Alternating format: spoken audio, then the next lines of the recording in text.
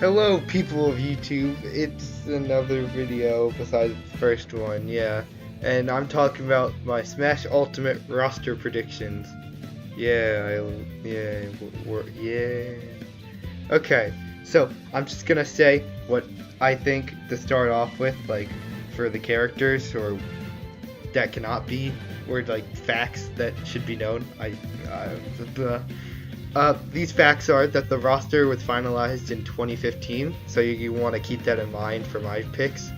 The fighter ballot, the one for Smash, Wii U, and 3DS, was highly influential on Sakurai's decisions, as it was literally just revealed like yesterday. And I don't think there's going to be any more new franchises joining the roster, because I don't think there's any more stages, because he set the stage count, Mr. Sakurai. So with that said, let's get into it. So, let's start with newcomers, starting with Skull Kid. So, the reason I think Skull Kid is going to be the first newcomer, well, you know, okay, whatever, that the evidence for him is there because of the leaker Laws18. Also, there's that weird conspiracy theory that the plants and the chairs in the background of the newest Smash Direct was a Skull Kid reference with, come on guys, stop wearing your tinfoil hats. I don't believe that. I still think he's getting in though. His assist trophy isn't in the game yet, as you probably heard, and 2 of his 3 assist trophy functions are already taken by the Rambling Evil Mushroom and Palkia, the legendary Pokemon. I probably butchered that name, I'm sorry. All the Zelda characters aren't based on the same game, and you know, Skull Kid was very much in like 2 Zelda games, which includes Hyrule Warriors, and there's the heroes versus villain themes, which would make sense for adding Skull Kid. And also, he was relevant to 2015, which, like I said, was when the roster was finalized. Next up is Gino, the puppet guy. Yeah, so he's heavily requested. He was a Mii costume in Smash 4, like Chrom, K. Rool, and Inkling. He was probably pretty high in the fighter ballot, like I said, with the highly requested. And Sakurai wanted to add him to Smash 4, which is Wii U and 3DS, by the way, I should probably clarify that, with Ridley and K. Rool. And we both know, or we all know, that Ridley and K. Rool in this game, I mean, I think it's like a shoe-in right now. And also, like, today or yesterday, Virgin literally said that there's another Square Enix character, which Gino is owned by. Makes sense. Next is Isaac from Golden Sun, and the only reason I think he's getting it is just how highly requested he is. Like, honestly, he's probably the second most overall, or first overall. But yeah, I just think he's highly requested. I don't know, I just have a feeling. Next is Incineroar. I actually had Buzzwole on this list because he's more of a villain. But I did more thinking, it's just like, yeah, Incineroar just makes a lot more sense. So, Virgin, a very trusted leaker, who I probably should have clarified this before, sorry, said that Ridley and Simon Belmont were going to be in the game, and, you know, they are. And so, makes sense that he's very trusted. He said that there's a Gen 7 Pokemon in the game, but it's not Decidueye, Lycanroc, and Mimikyu, which Mimikyu's already deconfirmed anyways. I'm upset about Decidueye, but you know, I'll make a wish list video. I'll talk more about that. Oh, anyways, Virgin also had a minor source for Incineroar, which he doesn't completely trust. He said, yeah, he was private chatting with Laws18. I don't know, it came out, I don't know what happened.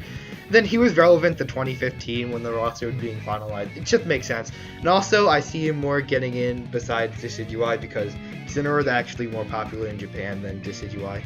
And Sakurai had already been pandering to the international fans with Ridley and Dark Samus already. So it makes sense. Next is my personal favorite and the last newcomer I have, Bandana D. Man, do I really want him in the game. He is my boy! Anyways, he's really requested. Kirby definitely needs more reps. Like, come on, Donkey Kong's getting a 3rd rep. Samus, Metroid went up 2 reps. Oh, I love Samus, my favorite series. Yeah, I think Kirby just needs more reps. Relevant even to today and in 2015, because he was in all the Kirby games since Return to Dreamland, and had more of a presence in the 2018 Kirby games, Battle Royale and Star Allies, being a Star Ally and probably the second main character in Battle Royale, even though I feel like I'm talking about Fortnite. I'm not, I swear. Anyways, he wasn't in King DDD's Final Smash, which in his main game, where the Master DDD came from, Superstar Ultra, Bandana D was the only character in the audience, making it highly weird that he wasn't in that, since Sakurai adds the little details. So yeah, that's all for newcomers. Yeah. Next, we have Echo Fighters. Well, I also have DLC after this, but I'm just going to do Echoes first. So the first one is Ken. I don't really want him in, but whatever. He's the first Echo, or like clone character in a fighting game, so it makes sense. Third parties can have Echoes, and, you know, Ken's probably the most likely after Richter. Because Richard. Why am I keep calling him Richter? It's like Richard. I played like one Castlevania game, I'm sorry. And also Ken's iconic. So yeah, there's that. Shadow. Again, I don't want him. I want classic Sonic, but you know, whatever. Or Metal Sonic. I just don't like Shadow. Because the fourth Chaos Emerald. Anyways, he's highly requested. His assist trophy from Brawl and 4 isn't in the game and was probably replaced by Knuckles, because Knuckles would confirm an assist trophy. Also, again, third party can have Echoes. My next one is Isabelle, because it was rumored by Virgin, which, you know, credible source, very popular in Japan, as in one of the most popular characters Nintendo made in Japan right now. She's the pseudo mascot of Animal Crossing. I think she's more recognizable than Villager. And she was really relevant in 2015 when New Leaf and stuff was coming out. So, and then Amiibo Festival. Sorry about that voice crack, but just scary. And my final one, between Dixie Kong and Impa, I went with Dixie Kong because Dark Samus. We know that characters or a series that already got a new fighter can have echoes in this game too, and not in the same trailer, so it makes sense. Highly requested. It's an obvious ref. It was kind of popular in the polls, I think. And also, she was relevant to 2015 when the roster was being finalized with Tropical Freeze, which is why I put her over Impa. Even though Impa was relevant in 2015 because of Hyrule Warriors, I think she was more relevant though. So yeah, let's get on to my final segment with DLC. So, for DLC, you know what I said before about I don't think there's gonna be third parties or new series? Well, I'm gonna throw that all out the window for DLC because he obviously isn't gonna count DLC Sakurai in the stage count, so you know, yeah. And also with DLC, you can't really pay for returning characters because yeah, everyone is here. Yeah. So my first one, Banjo-Kazooie, my only third party. I did think he's highly requested, and I would have put him in my base roster if I, if I didn't believe that there's not going to be any more franchises in the game. So yeah, I'd put Banjo on there, and also, so I should probably read from the list I have. Highly requested, yeah. So Phil Spencer, the head of Microsoft, said that he would allow Banjo in and that he wanted him in.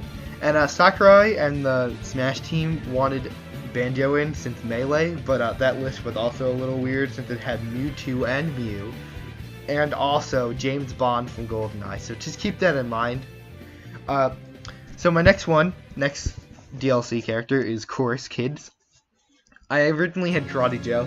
I put Chorus Kids because I just think it's more likely that they get in over, Karate Joe, because that whole leak. I personally believe the Smash 4 leak where it revealed almost every character because that it got Chrom and Chorus Kids wrong, which, could have been considered.